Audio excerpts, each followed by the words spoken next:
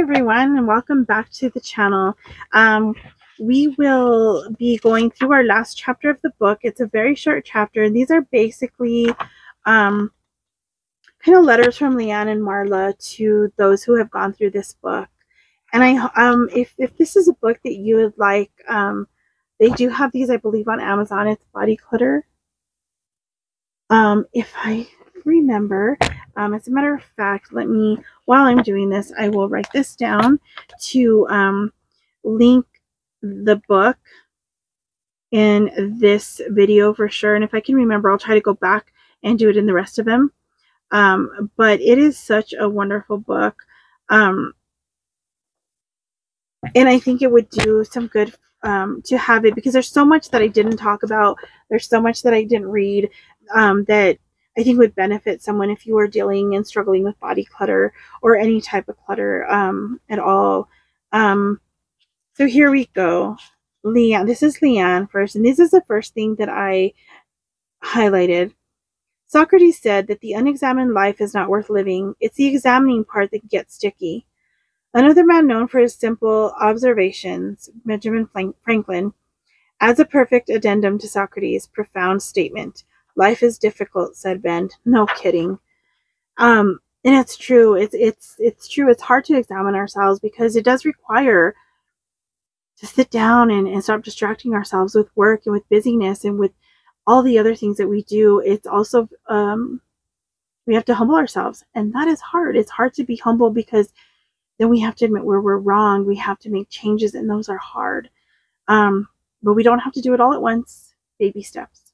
That's the one thing that this book has really drilled into my brain. Baby steps. She's talking about buying clothes, right? And when we are dealing with body clutter, and even when we're losing weight like I am, I have a really hard time wanting to go buy clothes, and I still want to buy things that are bigger than what I have that I should be wearing right now. One reason is for comfort, which is fine. I think that's great because I don't need things to be skin tight either, but it's the idea that I don't deserve to have that other one that's really pretty, but it's not, I'm not there yet. Well, when am I going to be there? Because even when I do lose the next 42 pounds, am I going to be there yet? Not if my mind doesn't change, right? So the next thing she says that I highlighted was, my insides finally connected with my outside, and that's when the body clutter really started to come off and has stayed off. There are times in our lives when we don't listen to ourselves. We don't listen to God either. Instead, we listen to the wrong voice, the one that puts us down and tells us we're nothing unless we're the right size. And it seems like the right size changes every few years, right? And it's not about what the right size is. It's about you blessing your body, taking care of yourself, and losing the weight you need to lose, because we do put strain on our bodies. Like yesterday, I had an appointment, and I'll talk a little bit about this probably more in that day in the life vlog. But one thing she mentioned was getting my A1C in order, which is now normal as far as I know. I haven't got blood work again since the last time. And I have lost weight, and I continue to lose it even though it's slow. But as she said, the thing is if you do not do these two things, at least because of the other things that I'm dealing with, I'm at a higher risk for endometrial cancer. And the fact that there are some cancers and different things that run in my family, I don't want that. I don't want to deal with that, right? But if I don't take care of the body clutter, and I don't take care of what I'm eating, and I don't make sure that my blood sugar is under control, and I don't do all the things I need to do to stay healthy and to get healthier, where am I going to be? It wouldn't even matter what size I was. I could still get endometrial cancer if my blood sugars are up. I could be a size 5 and still have diabetes and still be unhealthy. It has to be all of it together as one thing. Our mind, everything has to be healthy, right? But when we only focus on the one thing, we could lose all the weight we want. We'll gain it all back if our mind is not right, if we're not working on our insides, our heart, and all the emotions and things. That's why it's so important to learn how to love ourselves and do those things that are gonna bless us. You know, whatever that is. I mean, like she said, take a bath. Use the other day I have these masks. I won some from oh my gosh, now I can't remember the name of the channel. I can see her face. It's a Temu hauler. Oh my goodness, Cheryl. And they're a face mask, right? And I just kept looking. I'm like, no, I don't have time for this. I don't have time for this. And I have to wait for it. And well, the other day I decided, no, I'm doing this. Put on a mask, did the waiting, and this one didn't have to be rinsed off. Is one that you just like put, you know, just let you know the word. Oh my God, rub into your skin after it's off.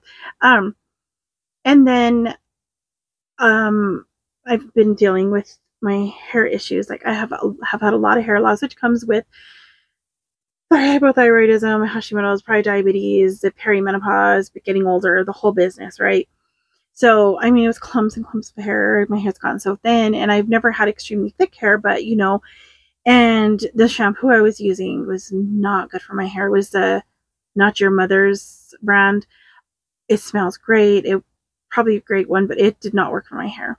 So a friend of mine made me a vinegar, lemon and orange rinse for my hair. So I started using that after shampooing, and that started helping my hair. But then I just didn't do anything else, right? I continued using the shampoo. So I've since stopped, and I'm using this one that my mom used to use. And I've got to find some because that one's, the shampoo's gone. It's called Yerba de la Negrita, and it's by the Rio Grande Herb Company in Albuquerque. And they used to sell it at Walmart in Las Vegas. I haven't seen it anywhere. I don't know where they sell it now, but it's one that helped her, and it has actually made my hair softer, and it's not so frizzy, and it's not all dull. It's gotten better, right?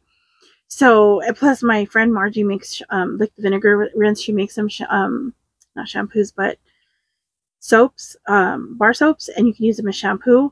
And so like I have a few, so that's my next. Once this shampoo is gone, I have a deep treatment that takes like 10 to 20 minutes of that same brand of shampoo. And I thought, no, I can't do this because it's going to take too long. So that day that I finally did it was because I was outside. I recorded videos that day, and I was wearing the like more orange rust color dress that my sister bought me, and I spilled my coffee on it because the dogs are running around, and I was trying to like avoid them, and I popped the top of my coffee.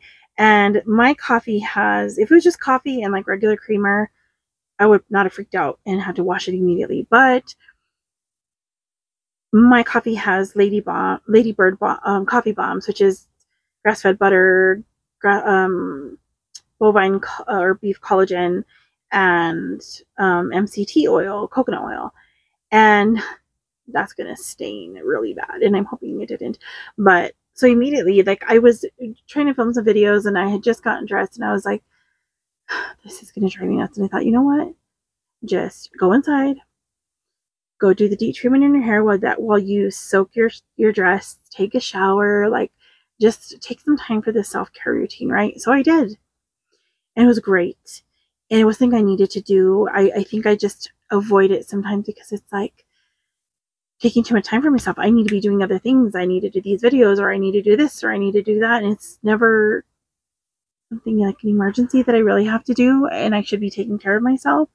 And I need to like schedule that in, right? So that's what I did. So today I washed my dress. Like I washed it that day in the sink, and then I washed it again, and I'm hoping that the stain that came out, that it didn't stay like that.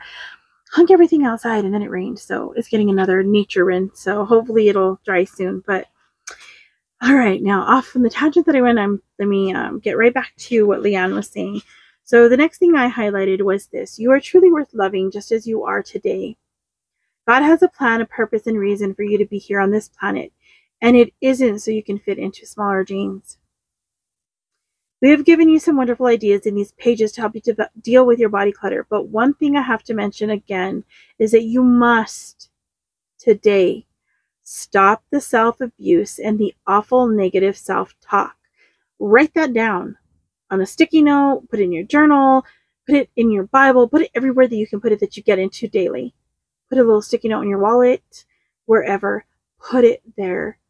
If you want to write it down and take a picture of it and put it as a screensaver on your phone or as a background on your phone, whatever. But remember this. Stop today. You are beautiful and worthy of the most tender, loving care you can lavish on yourself. Look in the mirror and thank God for putting you here. You are His child, and as a daughter or son of the King, you are to treat yourself royally. Good, healthy food for your beautiful body, movement to keep your heart happy, and an attitude that is thankful and positive.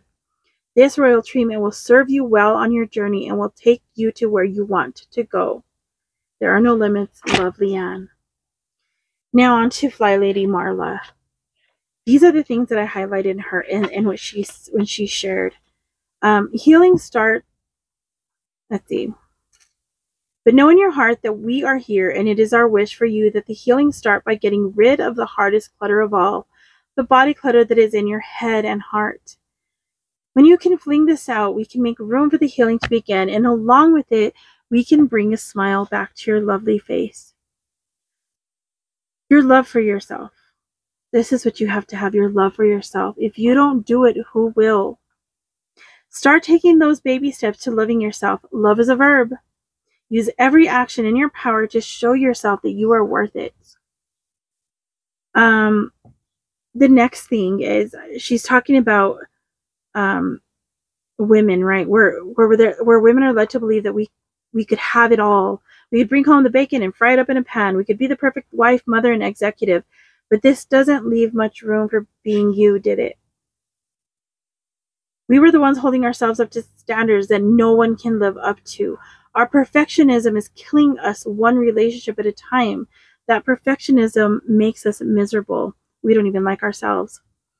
In our perfectionism, we tell our husbands that their help is not good enough. Our ugly words do not deflate their loving gesture of folding towels. Our action of refolding them will tell them loud and clear that their help is not good enough. And the children that have to deal with it, and you tell them go clean their room, and she says, I might as well do it myself. You can never do anything right. Why bother asking you to do it anyway? Because we're allowing that anger and that frustration with ourselves and that low self-esteem, that low self-worth, and that hatred we have for ourselves to be projected on those that we love. All the while, it is your poor family that really needs the attention, but you've been giving it first to many other things. You're so busy with everything else, and I have to do this and do this and do this and make sure everyone else thinks that I'm doing great and I'm validated by the world. But what about your family and those that you love? And what about yourself? What about God? Now, here's the result of this neglect. You begin to feel guilty because your perfectionism is beating you up.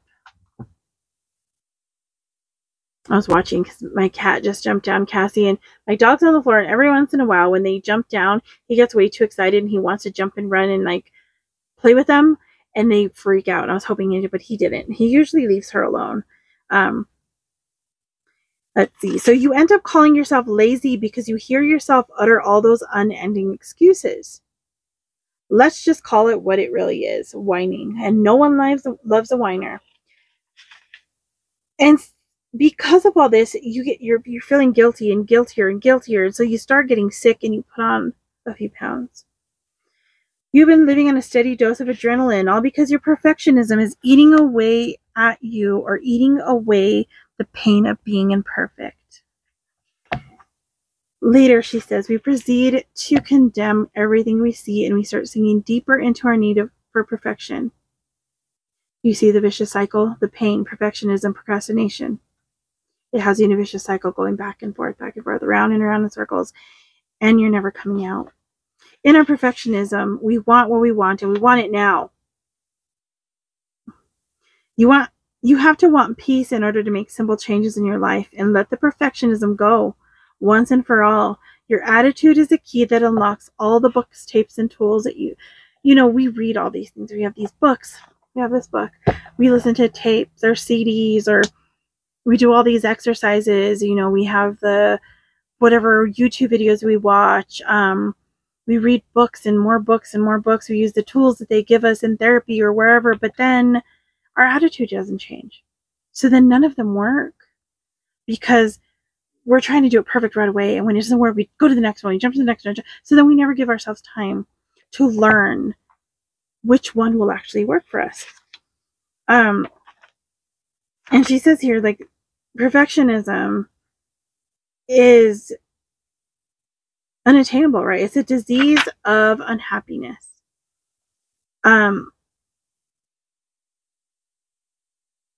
The next thing that I underline here, she has so much stuff in here that I'd love to share, but I'm hoping that you guys will get this book because it's amazing. My weight loss has not been because I want to look better. It is so I can live to do what God put me on this earth to do. That's it. That's the ultimate thing. He has given you a purpose. There is a plan for your life, and He's given you the gifts.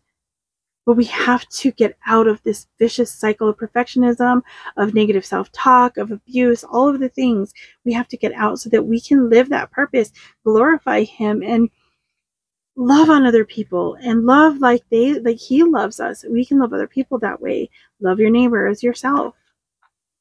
All it takes is wanting to get rid of the chaos that you have been living in and establishing some simple routines while releasing your perfectionism.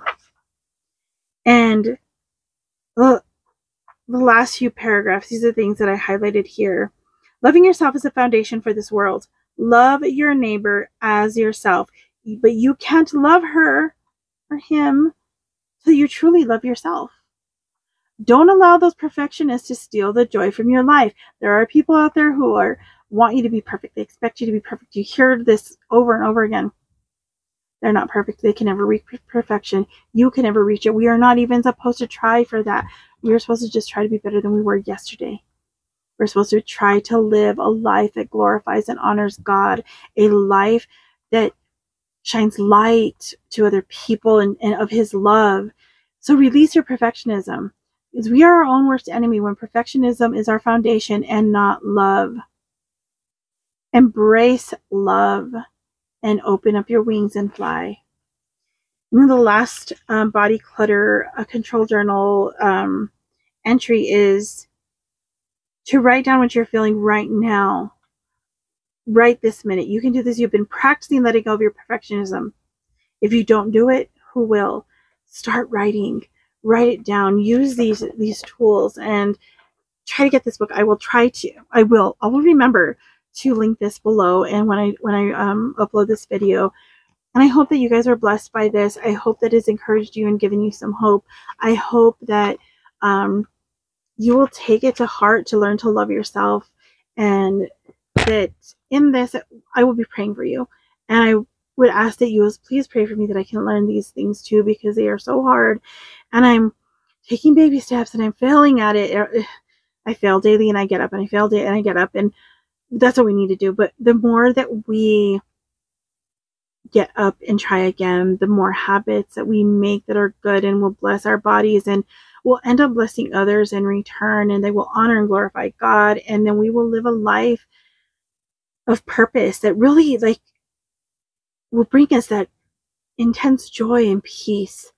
So I hope that you guys have a wonderful afternoon. It's still pretty cloudy here, and I don't know if it's raining anymore, but if it's not, I'm going to try to get a few videos done outside. And if not, well, you'll see me back here again. All right, we'll see you in the next one. God bless you. Bye.